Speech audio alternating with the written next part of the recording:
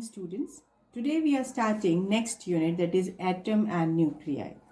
First of all, as we have studied different models of the atom, here we will study only brief concepts about this. First of all, let me take what is alpha particle. Alpha particle, this is a helium nucleus having charge plus 2e and mass 4 times that of proton. Now, here we will study alpha particle scattering experiment.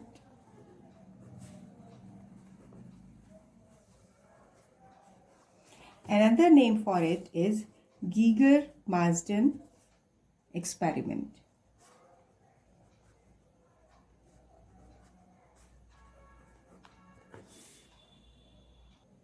Now, for this experiment, we need an experimental arrangement. It consists of a cavity,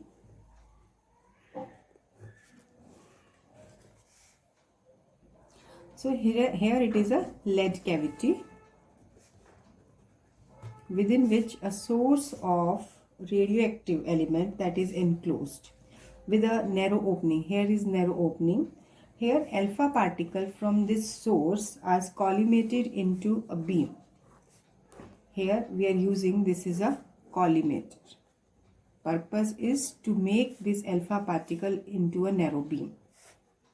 So beam is allowed to fall on, this is a gold foil,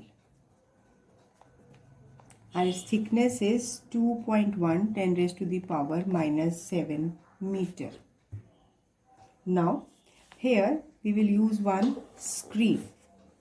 So now from this, alpha particles scattered in different directions will produce scintillation effect on the screen, and this can be detected with the help of rotating detector. Here will be some detector will be there, some microscope will be there, and it can rotate on this scale. So accordingly different directions of scattering of alpha particles can be located. And the screen, this consists of zinc sulfide and a microscope is there. So whenever alpha particle will strike this screen, it produces flashes, that is scintillation effect. And the whole apparatus, this is enclosed in evacuated chamber to avoid this scattering of alpha particle, that is it should be enclosed within a chamber. So this arrangement is enclosed in the chamber so that scattering of alpha particle will take place inside, but it should not be by air molecules. Now observations on the basis of experiment. First of all, we will plot the graph. Here we will take different scattering angle, and here it will be number of alpha particles scattered. So when the graph is plotted, the curve is like this. What does it indicate? It indicates that most of the alpha particle passes straight. You can see here the scattering angle is taken to be very small. It means majority of the alpha particles will go straight through the foil, gold foil, और suffer very small deflection. यानी ये deflections बहुत कम है. जो theta angle का deflection है taken to be negligibly small, 1 degree, 2 degree or nearby regions. So first point will be majority of the alpha particle passes straight. यानी अगर alpha particle इधर strike कर रहा है इस nucleus पे, it will pass straight, almost like this, or with a very slight deviation. Few alpha particles, like 1 in 8,000. So these get deflected through 90 degree or more. That means यहाँ से जो deflection होगा इस तरीके से, when they are deflected like this for obtuse angle or at 90 degree, very rare alpha particles will be deflected. Very less alpha particles get rebound from the gold foil. Rebound means जब यहाँ पर ये alpha particle strike किया, it will retrace its path. यानी यहाँ से आप check कर सकते हैं कि सबसे पहले नंबर ऑफ अल्फा पार्टिकल जिनका स्कैटरिंग एंगल बहुत कम है, जो डायरेक्टली यहाँ से क्रॉस कर जाते हैं without any effect, so that are maximum. Maximum for small angle. जैसे जैसे एंगल बढ़ रहा है नंबर ऑफ अल्फा पार्टिकल्स कम हो रहा है. और अप्रॉक्सीमेटली अगर हम ये कहें कि रीट्रेसिंग का पाथ हो यानी 180 डिग्री के एंगल पर हो, that is come out to be very small, negligibly small. So let in this way we can explain this curve. So basically when we are taking, like, this is a nucleus, and as we have plotted, as we have just explained graphically, that the alpha particles, these are following different paths when these are scattered like this. So you can see here that scattering of alpha particle, अब यहाँ पर scattering हो किस वजह से रही है? Due to Coulomb force of repulsion between positive charge nucleus and the alpha particle striking towards it. So force will be K, charge on alpha particle 2e, charge on the gold foil, that is Z into E divided by R square. Now here you can see that alpha particle, this, like, if I will give it name 1 dash, it will go straight or with a very small deflection. Alpha particle, here you can see this is 2 and this is 2 dash. You can see these are deflected through obtuse angle. And if you are observing this 3, that this is retracing its path. This is very negligibly small, such alpha particles will be retracing its path. So this is all about alpha particle scattering experiment. And if we write the expression for number of particles scattered per unit area, just you have to learn the formula. This is found to be inversely proportional to 4th power of this angle, sine of 4th power of angle of deflection by 2. So in the alpha ray scattering experiment, first of all you must explain this experimental setup, then the graphical representation. On the graphical representation you will give all the observations, all the 3 points, then this Coulomb force of repulsion between them, that is responsible for the alpha particle scattering in different directions. Now on this basis we will discuss distance of closest approach, as it is a distance at which you can say that alpha particle, you can see in the diagram in this figure, the alpha particle is moving towards it at one particular distance because there is some force of repulsion. So alpha particle will stop for a moment and begin to retrace its path. यानी जिस particular moment पे यहाँ पर actually ये alpha particle यहाँ physical contact नहीं करेगा क्योंकि positive nucleus will be there. तो actually इस particular minimum distance पे जब ये retrace करने लग जाएगा तो वो minimum distance nucleus से होगा distance of closest approach. अब इसके लिए हमारे पास कुछ assumptions भी हैं. Usually this nucleus is considered to be heavy. So when it is considered to be heavy, its motion is not considered. Second, alpha particle and this nucleus that are assumed to be point charges. Just we are assuming it. And the scattering between the alpha particle and the nucleus, that is basically the elastic collision between them. As in the elastic collision, physical contact between the two particles is not the necessary condition. Like alpha particle when colliding with the gold foil nuclei, तो ये भी positive charge, this is also positive charge. So it means that it will move at a particular distance and एक particular distance के बाद repulsive force, Coulomb force of repulsion dominate करेगा जिसकी वजह से it will retrace its path. तो ये जो distance हो जाएगा, this is distance of closest approach. So basically it is the distance at which alpha particle stop for a moment and begins to retrace its path. And you can say that at this particular distance, we are represented it by R0 symbol, you can use any other symbol also. At this particular distance, entire kinetic energy will get converted into potential energy.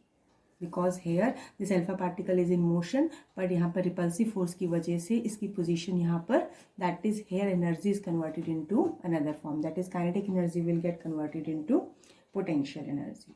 So here now to find the expression for distance of closest approach, as we know that charge on alpha particle is 2e and charge on scattering nucleus we are taking to be Ze, where Z is the atomic number.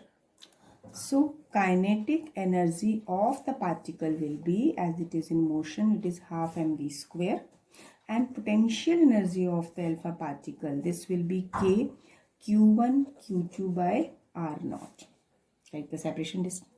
अब q1 charge कितना है? Alpha particle का charge, and q2 nucleus का charge, divide by r naught. So at distance of closest approach, entire kinetic energy become equal to potential energy. That means half mv square equal to, you can say, 2kz e square by r naught. So r naught is a distance. So r naught will be 2kz e square by half mv square. So this is the expression for distance of closest approach. So sometimes this expression can be used directly in the numerical. So no need to learn this. Just you have to learn this condition, because kinetic energy formula is known to you.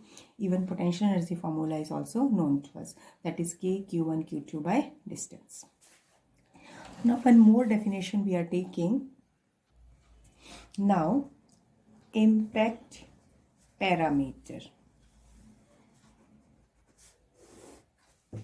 Basically, if you are taking that the nucleus is there, and how can we define it? Just we are defining this definition as it is defined as the perpendicular distance of velocity vector. Perpendicular distance, this is a perpendicular distance of velocity vector of alpha particle from center of this nucleus. This is a nucleus, from the center of the nucleus when it is far away from the atom. And this distance is taken as the, you can say, taken to be impact parameter. So perpendicular distance between alpha particle from the central axis of the nucleus. अब अगर इसका हम formula directly use करेंगे, here this angle, in थोड़ा सा जो deflection angle, scattering angle दिखा रहे हैं, this is angle to be theta. So it is equal to 1 by 4 pi epsilon naught z e square cot theta by 2 divided by half m v square. As we are not giving its proof, just you have to learn this formula. So you can just remember this formula as z e square. देखिए ये concept अगर हम देखें, this is k 1 by 4 pi epsilon naught k z e square into cot theta by 2. This cot theta by 2 is a different term, because in the above formula also this half mv square is there. So learn this formula. Very rarely you can apply it in the numericals if it will be asked. Now next we are taking Bohr model of hydrogen atom. As every atom consists of the central core, that is nucleus, in which entire positive charge and mass of an atom are concentrated, and suitable number of electrons revolve around nucleus in their respective circular orbit. So basically when electron need to move in circular orbit, it requires centripetal force. So from there where this centripetal force comes into existence. Basically this is due to the force of attraction between electron with the nucleus. यानी centripetal force जो हमें चाहिए ये कहाँ से आया? System के अंदर से ही आया, due to the force of attraction. And this will become very first postulate of Bohr model of hydrogen atom. As centripetal force required for revolution is provided by force of attraction. This is force of attraction between electron and nucleus. As centripetal force is mv square by r, where r is the radius of the orbit and v is the velocity. It is equal to kze into e divided by r square. So here when I will just completely compare it, this will become as first postulate. You can learn this result as such because you will use it in many places. Second, as according to Bohr, electron revolve in certain discrete non-radiating orbits. Electrons revolve in certain discrete non-radiating orbits. These orbits are called stationary orbit. So now for revolution, for electron to revolve, it requires some total angular momentum. So angular momentum of this revolving electron, that is integral multiple of factor h upon 2 pi. H is the Planck's constant. So mathematical form हम क्या कहेंगे, that angular momentum of an electron revolving it is integral multiple of h upon 2 pi. So this is the second equation you can learn from here. Now the third postulate, as basically emission or absorption of energy occurs when electrons jump from one orbit to another. As suppose there are different orbits, if electron may jump from inner to outer or may jump from outer to inner orbit, so that may lead to either emission of energy or absorption of energy. When electron has to move from inner side to outer orbit, then it will require some energy, so it will absorb some energy. But when electron is moving from outer orbit to inner one, then it will emit some energy. So emission or absorption of energy occur only when electron will jump from one orbit to another. So basically for it, this either release of energy or absorption of energy, this will be equal to E2 minus E1, where E2 and E1 can be the energy of the corresponding levels, and h nu is the difference of energies of the two levels. So these are the three equations. This is that centripetal force is provided by force of attraction between electron and the nucleus. Second postulate, that angular momentum of a revolving electron is integral multiple of h upon 2 pi. Third, either the emission or absorption of energy takes place when electron jump from inner to outer or outer to inner orbit. So that energy equation will be represented by h nu equal to E2 minus E1. So these three equations are the building block in order to discuss next few points. Now, using these postulates, we will find first of all radii of Bohr's stationary orbit. So basically, if we have to obtain radii from these two postulates, we will calculate velocity. Let's see how. As from the first postulate that we are taking, that mv square by r equal to kz e square by r square. This is the first postulate. And the second postulate is mvr equal to nh upon 2 pi.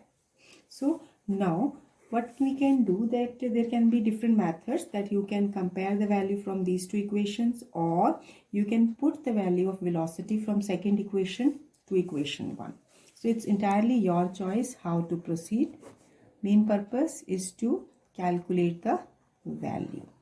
So we have taken this value, that it is nh by 2 pi mr. Put this value in equation 1. So m by r, nh, it is 2 pi mr square, is equal to kz e square by r square. So now just further solving it, simplifying, n square h square by 4 pi square m square r square equal to kz e square by r square. So r square से r square cancel, m से m cancel. तो अब अगर हम यहाँ पर देखें, now we can easily calculate this radius r. So r को cross multiply किया, तो r will be here n square h square divide by 4 pi square m. ये तो ऐसे, और ये वाली टर्म नीचे आ जाएगी kz e square. So this is the expression for radius. And from here we know that here h is Planck's constant, 4 pi square is constant, m is constant, every other factor is constant. This n is variable. So radius is proportional to square of the n. And so if we plot graph between this radius and n, so as it is r is varying square of the number, so it will be like this. It is a parabolic curve. So this graphical representation must be known to you also. As from this relation we also get one result, that r is inversely proportional to atomic number, right? So if we are taking these two results, so अब अगर n की अलग अलग value ले, मान लो n की 1, 2, 3, तो correspondingly r is varying in the ratio of 1:4:9. So radii is increasing by the large amount. So this particular derivation can be asked, determine radii of Bohr stationary orbit. So यहाँ पर mistake कहाँ होती है? Calculation point से. So just do the calculations carefully. Now next is velocity of electron in Bohr stationary orbit. So now to calculate velocity, again we will use first two postulates, as from the first postulate mv square by r equal to kz e square by r square. So अब यहाँ से अगर हम r की value निकालें तो r आ जाएगा kz e square by mv square. Let it be equation 1. And from the second postulate, as nvr equal to nh upon 2 pi, so radius आ जाएगा nh upon 2 pi mv. तो अब देखिए यहाँ पर अगर हम इन रेडियस को इक्वेट कर दें तो हमारे पास v की वैल्यू आ जाएगी kz e square upon mv square nh by 2 pi mv. So now from here, if we will solve this velocity, this and this m will also cancelled out, and cross multiplying, what we will get, this kz e square into 2 pi equal to nh into v. So velocity comes out to be kz e square into 2 pi divided by nh. So velocity is inversely proportional to the orbital number. So this is how you can find the expression for the velocity. Now after this, next we are calculating frequency of electron in Bohr stationary orbit. As we have calculated velocity, velocity is also given by r into omega. Omega is taken as 2 pi into nu. So frequency क्या हो जाएगा? This is v upon 2 pi r. तो velocity का expression हमने अभी निकाला था 2 pi k e square divided by k z e square. Z is also there, 2 pi k z e square by n into h into 2 pi r. So here just 2 pi will be cancelled and we are left with k z e square by n h r. So again frequency is also inversely proportional to the orbital number. So this way you can calculate frequency of electron. Now next we have to find total energy of the electron in the orbit. Again we will use the postulate. From the first postulate we will obtain the expression for kinetic energy. As kinetic energy is half mv square, तो सबसे पहले अगर हम mv square की value निकालें तो यहाँ से आ गई kz e square upon r. So kinetic energy is half mv square, so it will be kz e square upon 2r. Let it be equation 1. Now potential energy of the electron, it will be kze into electron minus e divided by r. So it is minus kz e square upon r. So total energy of the electron will be sum of kinetic energy plus potential energy. Let it be represented by E. Now substitute these two values here, and when you will substitute and simplify it, you will get the result. So on solving, it comes out to be by taking LCM minus kz e square by 2r. Now as value of r is known to us, as we have already obtained it, so now substitute the value of this radius. So E will be minus k z e square by 2, r की value हो गई n square h square divided by 4 pi square m k z e square. So now when you are substituting this value and rearranging the terms, then here the factors which are common you can cancel it. Here 2 pi square, and just rearrange all the terms. When you will rearrange this negative sign, 2 pi square m k into k square, again e raised to the power 4 into z square divided by n square h square. तो अगर आप ये factors देखते हैं, ये m 2 pi square k e h, these all are constant. तो further I can also write it as 2 pi square m k square e4 by h square into z square by n square. And when you will substitute the values of constant, I will just give you one result. This is minus 13.6 z square by n square, and it expressed in electron volt. So this is the expression that must be learnt by you. You can just skip this result, but you have to learn this result. So if you are taking for hydrogen atom, that's z equal to 1. So E will be minus 13.6 by n square electron volt. On the basis of energy of electron, let me discuss origin of spectral lines.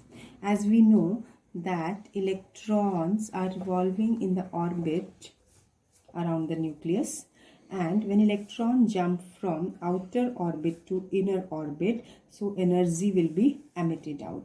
So let it is having energy E2 and this is energy E1. So here the equation will be h nu, amount of energy liberated will be this one, where E1, this is the energy of electron in the innermost shell, and E2 is the energy of electron in the outer shell, outer orbit. अब हमें क्या करना है, E2 और E1 की values जो हमने obtain की थी यानी पाई एम के की फॉर्म में, वो वैल्यू हम यहाँ पे यूज़ करेंगे. 13.6 बाय एन स्क्वायर नहीं यूज़ करेंगे, हम मेन फार्मूला यूज़ करेंगे. तो h nu will be equal to, अब E2 E1 में जब वैल्यू यूज़ कर रहे हैं तो एक्सप्रेशन क्या है, वहाँ हम आपका जो फॉर्मूला है that should be learn to you, और अगर नहीं है तो आप उसको सामने रख के प्रैक्टिस कर सकते हैं. देखिए सिमेट्री फॉर्म में 2 pi square m k square E4 by h square into z square by, क्योंकि E2 लेवल है तो ये हो गया N2 square, minus minus plus 2 pi square m k square E4 by h square z square by N1 square. देखिए यहाँ पर बहुत सारे कॉमन फैक्टर्स हैं, तो कॉमन फैक्टर लेके now we will rearrange. When we are taking out the common, this is negative sign हम अंदर ले लेते हैं. 2 pi square m k square E4 z square by h square, तो अब ये हो जाएगा 1 by N1 square minus 1 by N2 square. Now this can be written as nu, frequency को हम लिख सकते हैं वेवलेंथ की फॉर्म में. तो अब यहाँ से अगर मैं 1 बाय लैम्डा लिखना चाहूँ तो एच सी को यहाँ डिनोमिनेटर में ले जाएंगे, क्या हो जाएगा 2 pi square m k square E4 z square by h cube into c, where in the bracket the same term without any change. This 1 by lambda is equal to wave number. And this term, that is 2 pi square m k square E4 by c h cube, this is equal to r, and this is taken as Rydberg constant, and its value is 1.097 into 10 raised to the power 7 meter inverse. So here wave number will be rz square. When you will substitute this value, rz square 1 by n1 square minus 1 by n2 square. So this is the expression for origin of spectral lines. So that's all for today. So just practice all these concepts by writing practice only, not by oral, just by observing. Just watch the video thoroughly and practice all the steps carefully, because otherwise you will not be able to write the steps correctly without practice. Thank you. Have a nice day.